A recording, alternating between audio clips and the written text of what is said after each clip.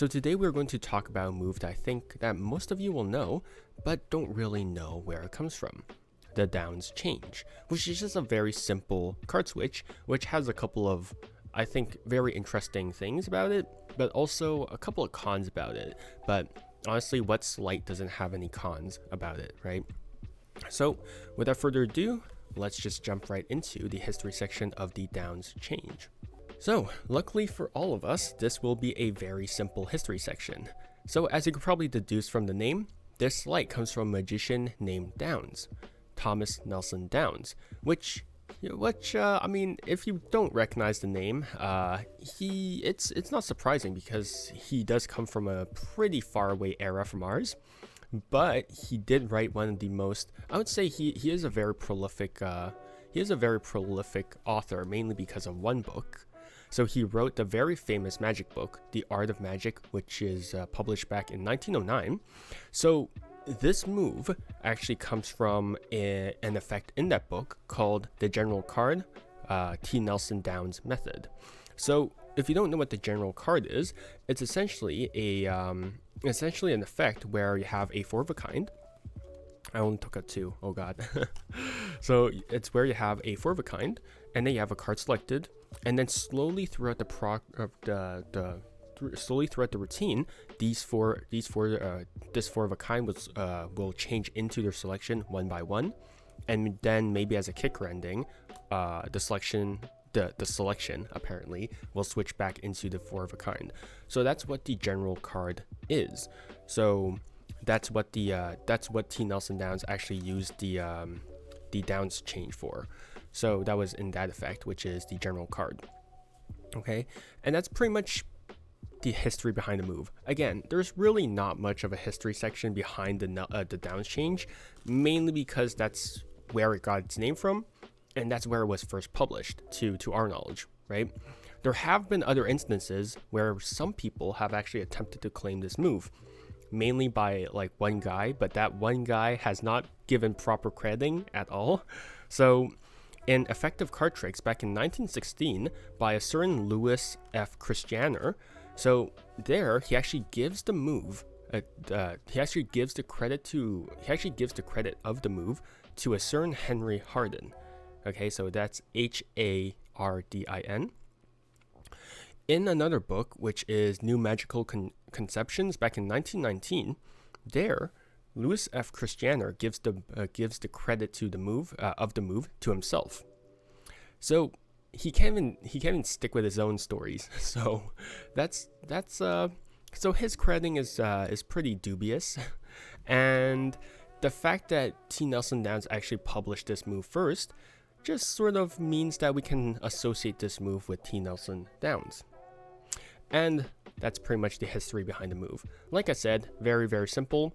T. Nelson Downs published it first, and then some other people just sort of miscredited it over the course of history. So that's the credit behind the move. And before we move away, I do want to give a funny bit about the description of the move. So, quote, "In New Era Card Tricks, a variation of this sleight is described on page 87, although is neither so subtle nor deceptive," unquote. So I just found it kind of funny that T. Nelson Downs would actively just roast August Roderbergs, who is the author of New Era Card Tricks. I just found it funny that he would actively roast his sleight, because he was like, yeah, there's something similar in that book, but it kind of sucks. So yeah, it's a typical magician thing, I feel like, back in that era, where you're like, yeah, my move is better than theirs. They look all those subtleties and all that stuff, right? It's pretty common. I think even nowadays that this sort of thing does happen occasionally, but very much so less often now. But yeah, that's the general history behind the Downs Change. So let's hop into the basic mechanics of the move. So, interestingly enough, unlike most switches, this is done with the deck face up. So, in the context of Downs' effect, you would have a deck squared up. You would then execute a double push-off using your preferred technique. I usually do a push-off double, so I would just push off 2 cards at once, right? But if you can't do that, you can use a pinky count. And then you could use a soft double, both of which I taught on my channel already. So you can go ahead and do that. But then, or alternatively, you could also already have a face-up double, right, on the table. You could use the conus method, which I taught on the channel. Or for whatever reason, you already have a double tabled on the table, right? So Babel has this method of just having a card just slide on the table like so, right? But that's a double. Just whatever gets you to have a double, okay? So in that instance, you would then pick up the double and then place it back on top of the deck. So the precursor for this move to actually work is that you have a double and should be about halfway down the center of the deck, like so, okay? So if I have my ace, I would have it right over here, right at the tip over here, right? So that's where I would want my double to rest at. So now that I have my card, my double side jogged, this is where the sleight is going to happen, okay? So your right hand is going to come in and it's just going to rest on top of double, just sort of on the side of double, sort of contacting the right long edge like so, right? It can be at the center, it can be at the top, it can be on the bottom. It doesn't really matter. Personally, usually I grab things from the bottom right corner, but from T. Nelson Downs' description, he actually grabs it from the center. But again, it really doesn't matter personally. Now what you're going to do is that you're going to start to tilt the deck towards you. All right, so then the backs will face the audience like so. And now this is where you're going to execute the move. So you're going to start pushing the top card to the left using your right thumb, okay? Personally, I don't really see any reason to actually push the top card to the left. T. Nelson Downs actually recommends this because he apparently just says like that's for the mechanics of the move. And then he uses the left thumb to actually just accomplish, to finish the move. But again, I really don't see any use in this because my left thumb just does most of the work anyways, okay? So I don't really see any use in that, but if you want, your right thumb can actually contribute to the move and start pushing it to the left, okay? But anyways, you're going to start pushing the card to the left, or not, it really doesn't matter, again. Now that this card is offset, your left thumb is actually just going to curl in, and it's just going to start to pull this card in until the left long edge contacts the fat of your thumb over here, okay? And once it contacts the fat of your thumb over here, right, your right hand is just going to pull this card free from the top, like so, and you're just going to twist both the deck and the card face down, and then now you can place this card either on the table or maybe under the box, or maybe in someone else's hand, okay? So that's the general mechanics of the Downs change. It's not really complicated at all, right? Because at its core, the Downs change is just a very bizarre second deal, if you really think about it, right? So again, if you don't prefer to use the right thumb, that's completely fine. Because in this instance, if you just curl in your left thumb, that already does most of the work. You don't have to push this card over and then use your left thumb. I think for a lot of instances, using two hands would actually help with the efficiency of the move. But for me personally, right, because I already have this twisting action, it covers most of the left thumb's motion. So if I just curl in my left thumb, there's really no issue there, okay? For the pulling motion of the top card, throughout the entire process, the top short edge of this double should actually be contacting the left index finger over here, okay? So as I retract this top card, it should be using this index finger as a guide. So then if it's not contacting the index finger, it actually goes away. and then this card will no longer be square with the rest of the deck. So throughout this entire process, I want this top card to be contacting this index finger, okay? So as you pull this top card in, and then eventually this left long edge will hit the fat of the thumb, okay? And just like that, it'll be guaranteed to be somewhat square with the rest of the deck, okay?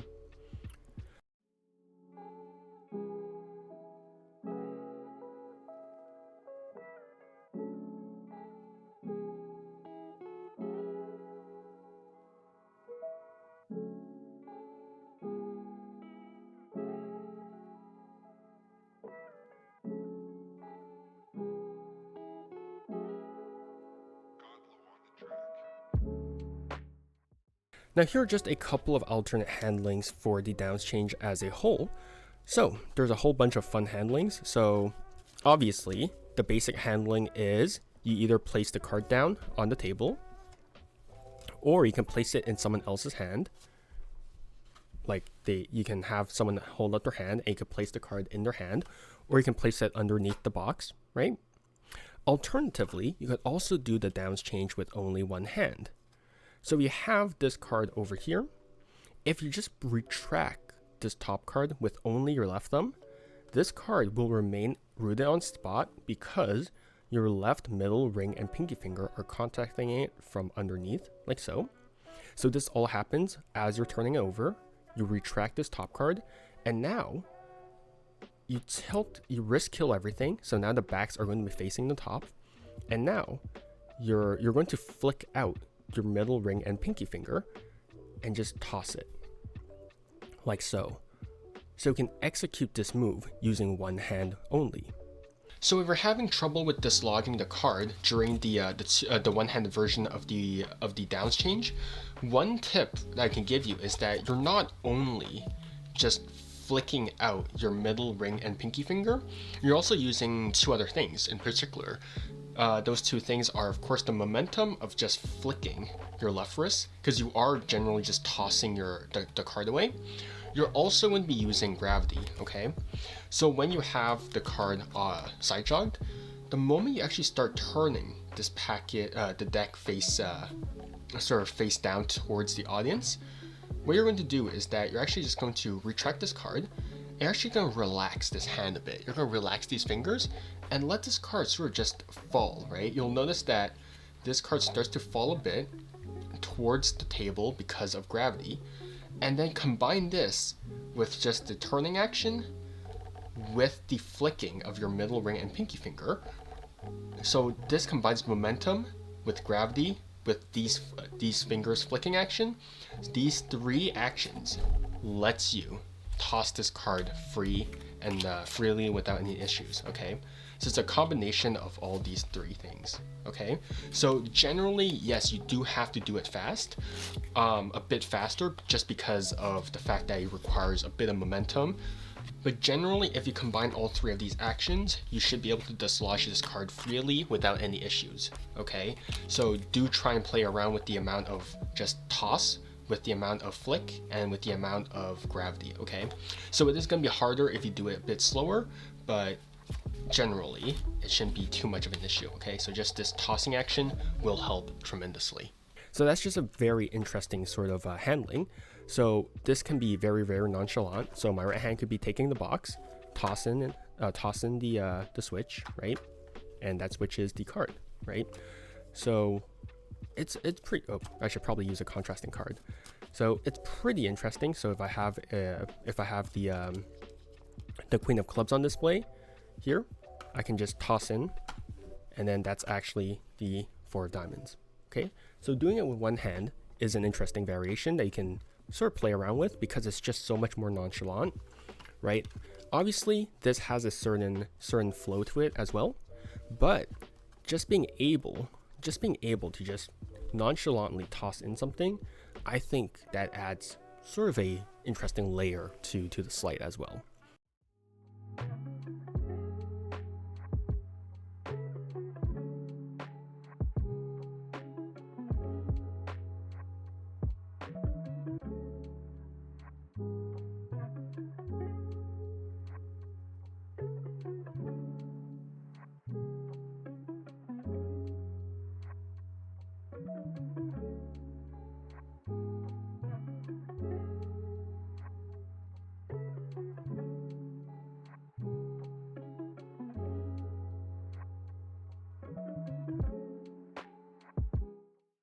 And then our last variation is going to be sort of cheeky, sort of sort of interesting. So here, if you want, you can do the move one-handed, right?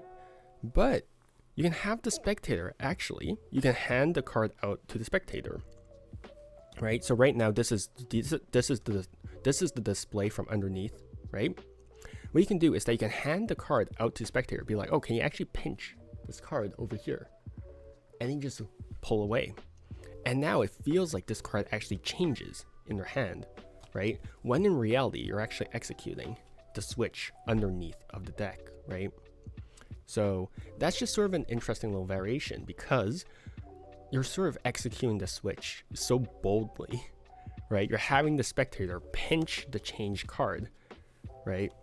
But yeah, it's just sort of an interesting little it's just sort of an interesting little handling that I sort of thought of, but I imagine a lot of people already have something similar, because this is sort of an idea by Eric Hu. So he has an idea where you actually pass a card under your hand, and then you actually have the spectator grab the corner of the card, and as they pull it from underneath of their hand, it actually changes from there. So this is where this sort of variation is inspired from, is that you would actually have the spectator themselves pinch the card, right? And then as you pull away, that's where it changes. So that's where this sort of handling comes from. And I just think it's sort of interesting to have sort of a more tactile change as well, right, in spectator's hands. So that's an alternate handling of the downs change. So let's go over a couple of variations. Let's go over a couple of applications regarding the downs change. So usually, as you can probably guess, it's a switch, right? So if I have my ace of clubs, if I wanted to, I would switch it out for maybe the 9 of hearts. So in most instances of the downs change, it would be, oh, this isn't your card? Okay, are you sure? And then something like that, right? That's horrible pattern, don't use that, but that's something that, right, that's something you can do, right? Like a false display of a card and then changes into their selection, right? Or you can switch out their selection for a different card, right? So the 7 clubs is your card, okay, that's fine. Here, leave it somewhere in the center of the deck. And then that keeps their selection on the bottom deck. So you can use it as a switch. You can also use it as a non-visual color change, right? Like I said, you display the 7 clubs, you execute the switch, and you're like, okay, 9 hearts, right? So we can use it as a non-visual change. If you're ballsy enough, you could also use it as a visual change. In the instance where you're using it as a second deal, right? Because again, some people do actually use the second deal as a color change. I won't go over how, but it is possible. But if you are using the downs change as a visual change, so here you would have your double over here. Here you're gonna sort of risk kill. You're gonna necktie the deck, so you're gonna tilt the deck towards you, and as you do so, your right hand is just gonna start to execute the downs change, right? So you're gonna go here, you're gonna execute the downs change. So here, 9 of hearts, here, and then you're just gonna deal the card forward, like so. And as you do that, you're just gonna risk kill the deck. So here, tilt up, and then you're just going to turn the deck face down, like so. So unlike most variations of the downs change, where you would actually just turn this card face down, you're going to leave it face up. So here you would have your double. Here, you're gonna leave the second card face up as you deal it. Okay, so here, and that's a visual color change if you so desire to use it as such, right? Which I don't know why you would, because there's a whole bunch of better color changes out there, but again, it's just sort of a fun little thing that you can do, right? Obviously, you will need to clean this up, but it's just sort of a idea, right? And then the last thing that you can do is you can use it as a reverse. So in this instance, you would have a card selected, right, which is the 3 of clubs, right? Obviously, you do a double. Wait, I'll use the ace of spades, just so that it's easier to spot. So if you want to reverse the ace of spades, it's going to be interesting. So you're just going to execute the downs change as per usual, right? But because the deck is face up, the ace of spades is going to be reversed and you're going to be left with the 3 of clubs or the indifferent card on the table, like so. Okay, so you can go like, oh, can you keep your hand on this card for just a second? And now, because the ace of spades is face up on top of the deck, you can execute a couple of shuffles, leaving the ace of spades reversed in the center of the deck, or you can give it a couple of cuts. So here, you can give it a couple of strip cuts, like so. And again, that leaves the ace of spades reversed in the center of the deck. So just doing the downs change from a face down deck will allow you to reverse this card over here. Okay, whoops. I keep mixing up my variations. Why do I keep mixing up my variations? There we go. So here, strip cuts here, and then you have one card reversed over here. Okay. But if you want, so it's just an easy way to get rid of this card because now you have a different card sort of floating elsewhere. So execute the downs change, shuffle everything right here. Okay, you just place the card anywhere that you want in the deck, right? And now it seems like they fairly lost the deck.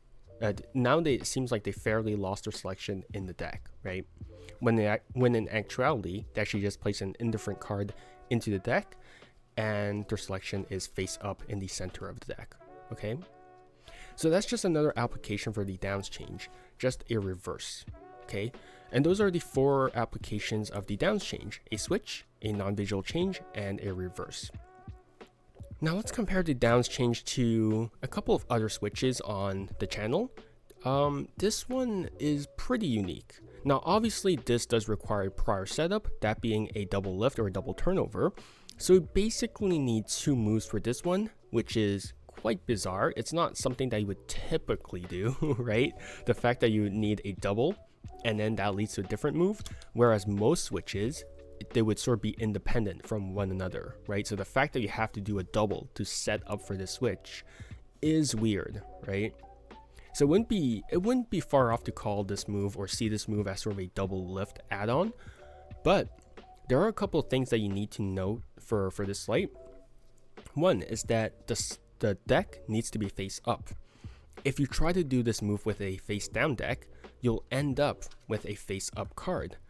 Now, obviously, you can use this for a reverse, but it's just weird that you have to have, if you want this move to be done normally, right, you have to have the deck face up. Now, very rarely will I actually turn the deck face up. I always, even in performance, tend to keep this deck face down. So the fact that I have to turn the deck face up is very odd for my style. Now, if you're someone who does perform with a face up deck most of the time, then that's fine. But me personally, because I always keep the deck face down, it's very odd that suddenly I have to turn the deck face up. Okay, so that's something that you have to take note of, is that you have to turn the deck face up to execute the switch properly. The second thing about this move is that there's actually a visual retention element, right? This card is sticking out halfway out of the deck, right?